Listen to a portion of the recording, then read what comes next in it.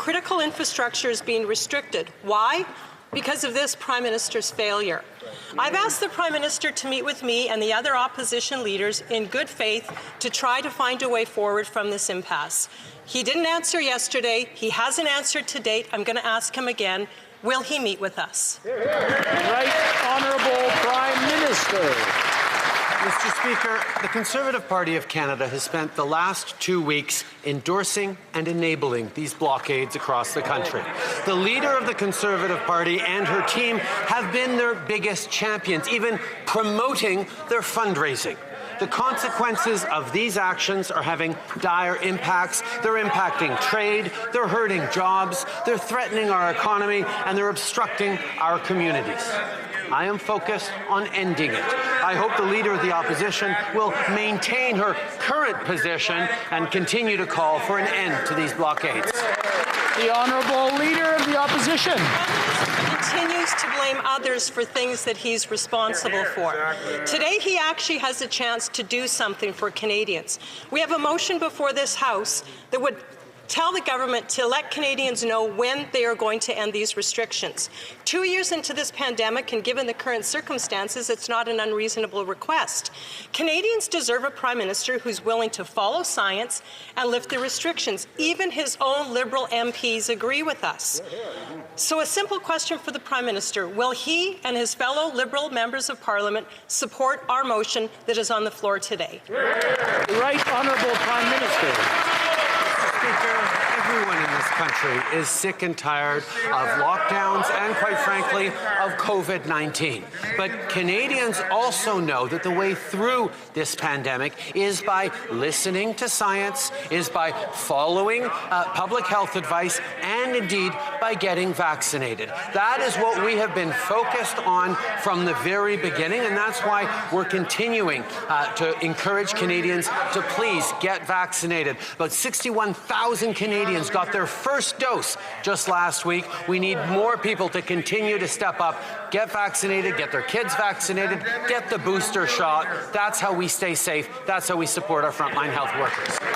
The Leader of the Opposition. So I have a question for the Prime Minister, because he's talking about vaccinations. We all support vaccines, and 90%, as he has said, 90% of Canadians have been vaccinated. Yep.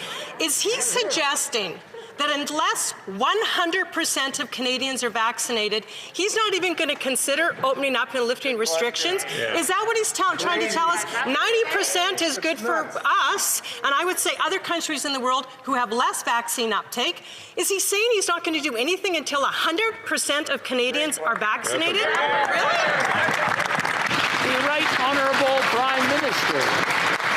Speaker, not only are Canadians tired of this pandemic, of the challenges we're facing, but they are also, of course, tired of the restrictions, tired of the rules, tired of the lockdowns. That is understandable. But do you know what helps lift restrictions? Do you know what helps move beyond lockdowns? Vaccinations. When Canadians get vaccinated, including with our vaccine mandates that ensure the federal public service and anyone getting on planes or trains are vaccinated, that has helped move forward, keep Canadians safe, and most importantly, to keep our frontline health workers who've been heroes during this pandemic from being overwhelmed. Honorable député de Mégantic-L'Érable. Mr. Speaker, I didn't hear an answer from the Prime Minister. Canada has one of the highest vaccination rates in the world. Over 90% are vaccinated, as the Prime Minister has said himself. Does the Prime Minister expect 100% of Canadians to be vaccinated to start to think about presenting a reopening plan for our economy and for ending extreme measures? The question is clear. Is that the Prime Minister's objective, to wait for 100% of Canadians to be vaccinated to start giving people hope again? Yes or no? The Right Honourable Prime Minister. Mr. Speaker, the Conservative Party of Canada has spent the past 2 weeks approving and encouraging these protests across Canada. The Conservatives were their biggest spokespeople. They even helped to fundraise for these blockades, and this has had a disastrous impact our jobs, our businesses, blockades in communities have hurt families. And I hope that the Conservative Party will continue with their current position today and continue to call for an end to these blockades. The honourable member for Mégantic-L'Érable. Thank you, Mr. Speaker. And I hope that the Prime Minister won't hide away once again like he did for the past 2 weeks, and he will be present so that he can speak and listen and make sure that we can end these protests. We want these to end. We want the end of these protests to end, but we want him to commit to presenting a plan to Canadians. We want this Prime Minister make sure that all levels of government here in Canada present a reopening plan to the population. How come he is still refusing to listen to Canadians and to present a plan and to give Canadians a bit of hope? The Right Honourable Prime Minister.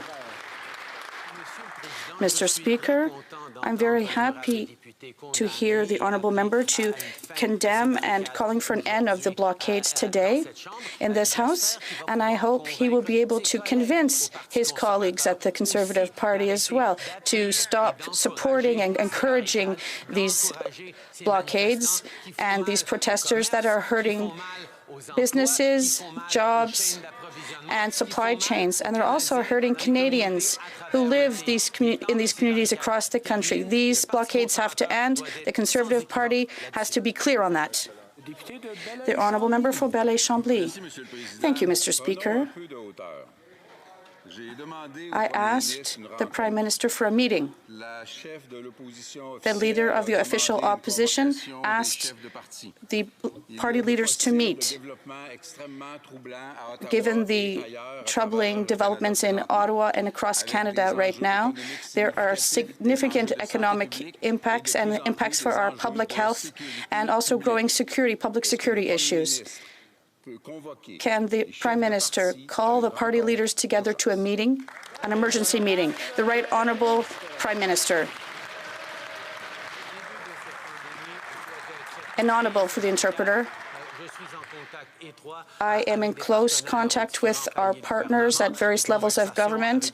We're having conversations with other parliamentarians, and I'm very happy to hear the leader of the Bloc to give him a briefing on the situation that people are facing right now here in Ottawa and across the country. We are going to continue to remain focused on the end of these blockades and on the work we have to do to protect our economy and to support our communities across the country. The member for Belleuil-Chambly. The briefing that I would like to hear from all of the other leaders.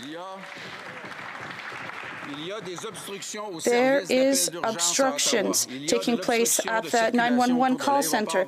There are also obstructions at the Ottawa airport, and things are growing increasingly difficult. A friend of my father's said we couldn't put out the fire. Can the Prime Minister put out this fire? The Right Honourable Prime Minister. Mr. Speaker, this government is taking action every day to reduce our impact, the impact of these blockades on the economy. We are here working with the Ontario government, with whom I spoke a great deal last night, and we're going to continue to do the work needed to make sure that Canadians from across this country are not bothered or affected by these blockades that are illegal. Member for Burnaby South.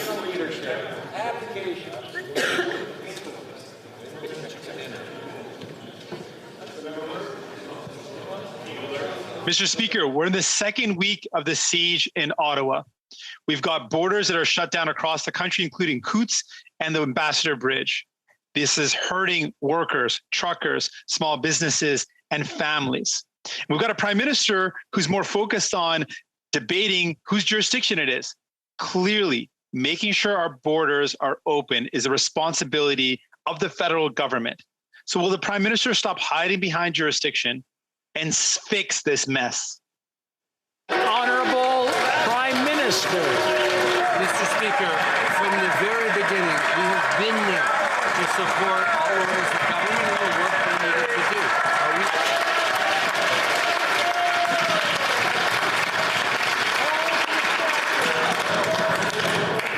I'd like the Prime Minister to start over. They were applauding so much for his answer, I mean, they couldn't hear it. The Right Honourable Prime Minister, please go ahead. Mr. Speaker, from the very beginning of this crisis around blockades in Ottawa and elsewhere, we've been working closely with partners on the ground. We've been furnishing resources. We've been furnishing RCMP officers. We've been furnishing tactical supports as we move forward through this. We understand how important it is to put an end to these barricades. We understand how important it is for people to get their lives back, to be able to get their livelihoods back. That's why we're calling upon the Conservative Party that has for the past 2 weeks been enabling, supporting, and cheering on these blockades to stay consistent in saying that they have to end, that we have to get our lives back, all of us as Canadians. Hear, hear. The Honourable Member for Burnaby South. This is the second week of the siege in Ottawa, and we have borders across the country that are blocked by these convoy protests. Instead of solving issues that are affecting all workers, Canadians, and truckers, we have a Prime Minister that wants to debate jurisdiction. It's clear there's no debate here. There's federal work to be done to make sure that our borders are working. So, will the Prime Minister stop debating jurisdiction and solve this issue? The Right Honourable Prime Minister. Mr. Speaker, since the beginning of this crisis, we've worked hand in hand with various jurisdictions by offering the necessary resources, whether it's in terms of RCMP officers or technical supports. We're going to continue to respect jurisdiction, but to be there at every stage to do everything that's needed to end these blockades. Unfortunately, we can't say the same thing for the Conservatives. Over the past 2 weeks, they have been encouraging and applauded these blockades and even making calls for funding for them. It is time for this to end because it's hurting Canadians. Member for Calgary-Midnapore. Mr. Speaker, this Liberal government continues to use vaccines as a political weapon rather than a tool. Unlike other governments, they can't seem to figure out how to move forward. We don't need more job vacancies or supply chain issues. Canada and Canadians need to get back to normal. Instead of creating new vaccine mandates for federally regulated workplaces, will this minister listen to the science and his MPs and move towards lifting these mandates? The Honourable Minister of Health. Thank you, Mr. Speaker. I'm so pleased to answer to this question, speaking about vaccination. The Prime Minister mentioned just a moment ago that 80% of Canadians of all ages have received their full doses. Now, about 10,000 every day more Canadians are getting their first vaccine. 55% have received a booster dose. Every day, 180,000 people in Canada receive a booster dose. And we have approximately 50% of children between 5 and 11 being vaccinated. About 6,000 of them every day receive their first dose.